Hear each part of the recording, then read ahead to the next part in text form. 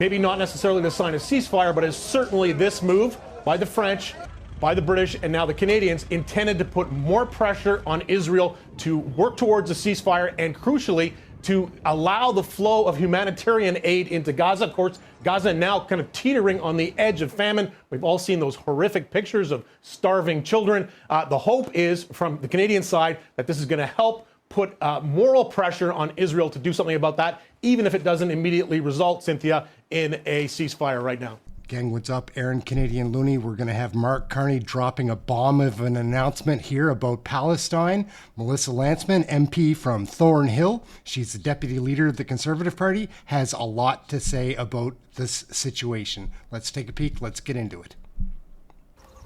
Hey, that's something everyone can enjoy. First, it was France, then the UK, and now the Canadian government is confirming it will soon recognize a Palestinian state if certain conditions are met. Prime Minister Mark Carney making the announcement late this afternoon. Canada intends to recognize the state of Palestine at the 80th session of the United Nations General Assembly in September 2025. This intention is predicated on the Palestinian Authority's commitment to much-needed reforms, including commitments by the Palestinian Authority's President Abbas to fundamentally reform its governance, to hold general elections in 2026 in which Hamas can play no part. Oh, yeah. Mr. Speaker, despite the many positions of the Government of Canada, this motion is not about a ceasefire. This motion is about rewarding Hamas for their massacre. This motion is a vote to reward the murder, the rape, the kidnapping of Israelis, and this motion is deeply irresponsible for this Parliament. And it's hard to explain and express the complex feelings of shock and fear and anger felt by thousands across the country who are being subjected to this motion today. It would have been enough if they were shocked by the public displays of blatant antisemitism in our streets, driven entirely by the irresponsible rhetoric in this House. It would have been enough if they were fearful for what lies ahead in Canada. It would have been enough if they were only angry and betrayed by this government's duplicitous attempt to be all things to all people, like we just heard. But today, the blind sellout to the forces of evil at home and abroad is what should be a wake-up call like no other to every freedom-loving Canadian who has built any piece of this country and who enjoys everything that those before us had built for us. This would be a ceasefire motion if it called for Hamas to lay down its arms, to surrender, and for immediately to return every single hostage, bring them home. It is not that. In the face of some of the world's most vile anti-Semitism and in the wake of the deadliest day for the Jews since the Holocaust, this government and this Prime Minister, held captive by its NDP overlords, are giving in to terror. And this motion is only the latest example of that. Since October 7th, as Hamas launched an unprovoked and unjustified attack on innocent civilians in Israel, where hundreds of men and women, young and old, were raped, murdered, tortured, and taken hostage, more than 100 of those hostages still being held captive. This motion is not only an abandonment of the ongoing fight to bring those hostages home, it is an abandonment of our ally in Israel, and more than that, it is a blind giveaway to Hamas terrorists and those who seek to undermine democracy, freedom, the rule of law in the Middle East and in the Western world. It is an insult to everyone who lost a family member in the attack, to anyone who witnesses a nation, an ally, paralyzed by the forces so barbaric, so evil, that discussing this motion today flies in the face of civilization and the future of a Palestinian people free of Hamas. There is a reason, Mr. Speaker, that Canada has a long-standing policy of not negotiating with terrorists. It's because it rewards barbarism, and worse, it provides an incentive for that barbarism to continue and even escalate. I want members of this chamber to think long and hard about what many concessions in this motion mean for peace. In the short term, they mean that Hamas will remain intact. They mean that no more members of Hamas will be brought to justice. They mean that no more hostages will likely be brought home. In the long run, they mean that Hamas will be rewarded for their decision to attack a democratic nation. It means that our lost decade of foreign policy in this country will be culminated by a recognition of a state ruled by terror, instead of what was a long-established consensus of Canadian foreign policy by Liberal governments before this one that states that it should be a negotiated solution among parties. And the Government of Canada supports parties who want to see a future of two states living side by side in peace and security in a negotiated settlement. It is shocking and it is shameful that elected representatives here in this place would support such a dead giveaway to a group literally defined as terrorists by Canadian law. Imagine a future for the Palestinian people free of Hamas. We don't have to imagine it. We see it in the success of peaceful Gulf states whose raison d'etre is not the annihilation of the other or a perverse nihilism of their own people. But we shouldn't be surprised, however, after 8 years of this Prime Minister and his Liberal government, our nation has abandoned almost every principle that we used to be known for on the world stage.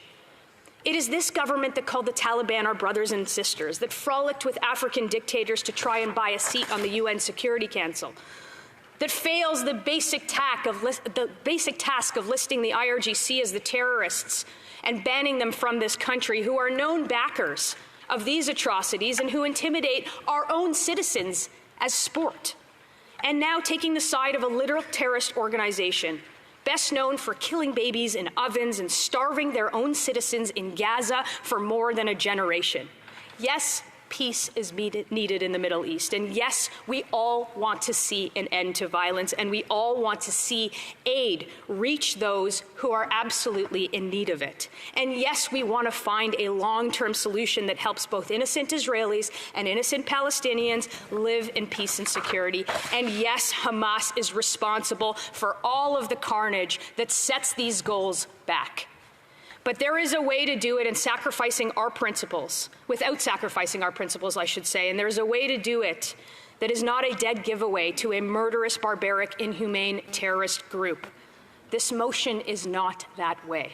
It advances the same kind of foreign policy that sees our foreign minister and the member of parliament from York Centre caressing the hand of a dictator in the 19th year of his 4-year term, a terrorist who denies the Holocaust, who denies October 7th, and who set up the Martyrs Fund that rewards families of terrorists who killed Jews, including, in some cases, family members in that member's riding.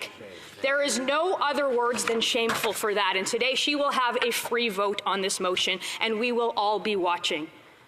And if she puts her community first, we'll see if she puts her community first or if she's just a sellout to the Prime Minister and the radical mob once again.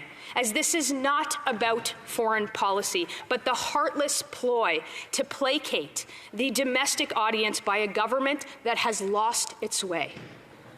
I'm not afraid for my community to see the tragic support of a deeply illiberal government stand against them, but I am afraid for our country and for our reputation abroad, and most of all for the values that this country is formed upon, the values of order, of democracy, of justice, of freedom, and the precedent that is being set here today with this motion.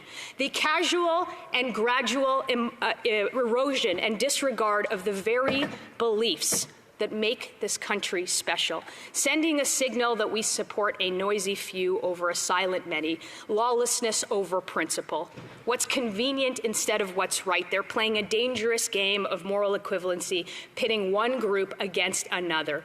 They misrepresent the truth about support for funding for organizations like UNRWA, in fact, for the organization UNRWA. They promised a month ago, this government promised a month ago that they would cut off the flow of taxpayer dollars to an agency whose members actively participated in October 7th. Rewarding rapists is what they are doing. It's yet another empty and broken pledge made in a blatantly transactional manner for domestic politics, one that never saw the funding stop. They advanced payments instead, and they upped the amount.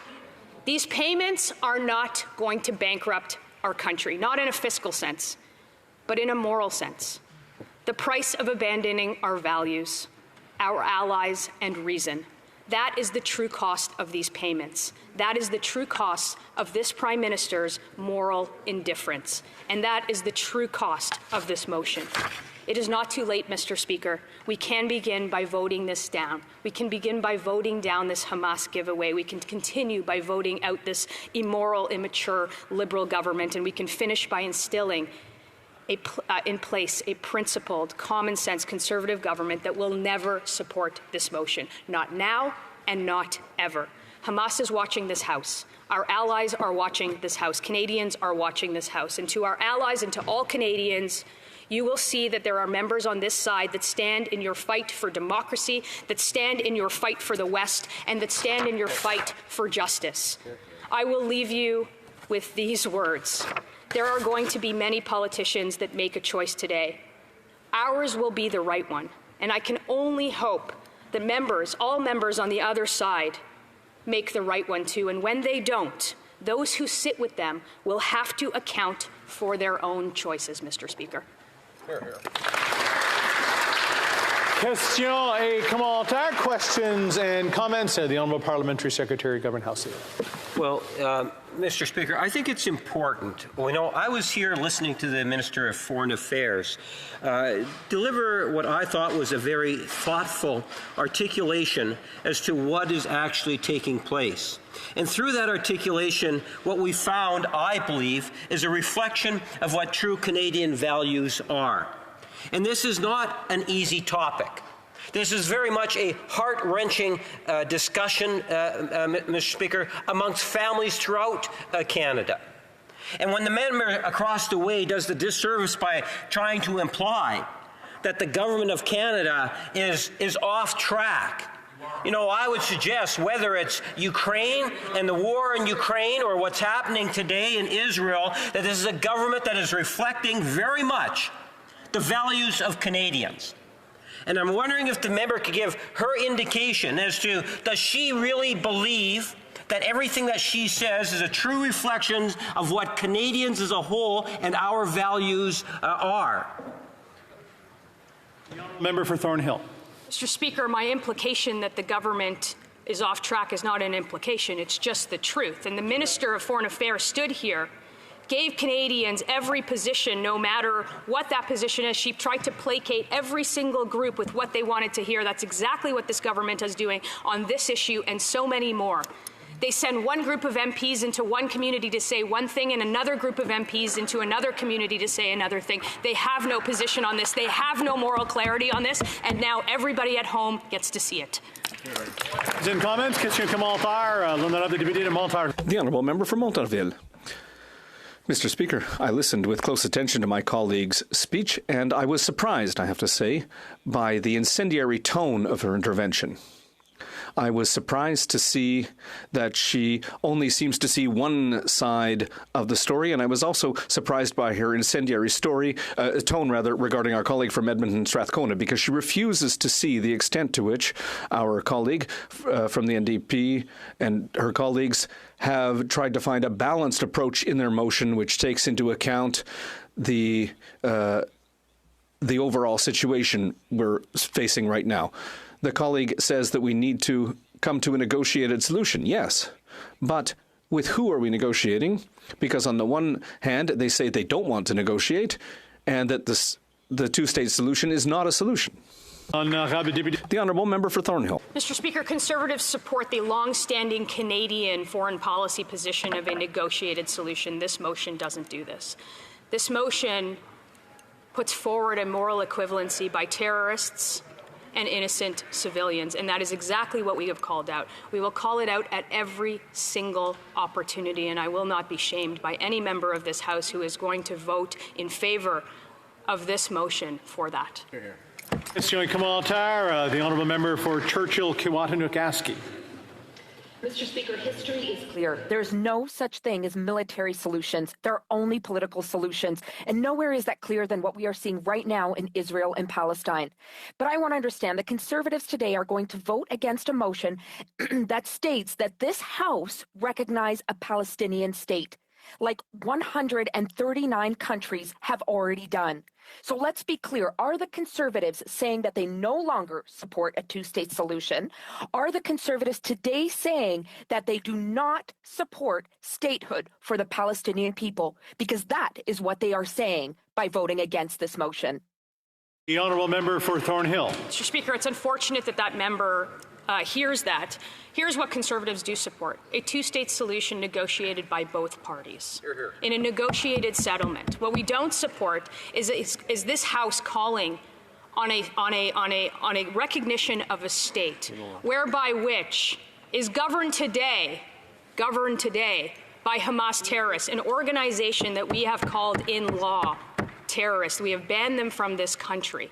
This motion rewards terrorism. This motion would never be on the table if October 7th didn't happen. And to that member, I want her to tell that to the families of the hostages, the families of the victims that are still being held hostage in Gaza today. I want her to say that to them if she'd even bother meeting them, if any of them would even bother meeting with those families. Exactly. Reprise. Oh, yeah.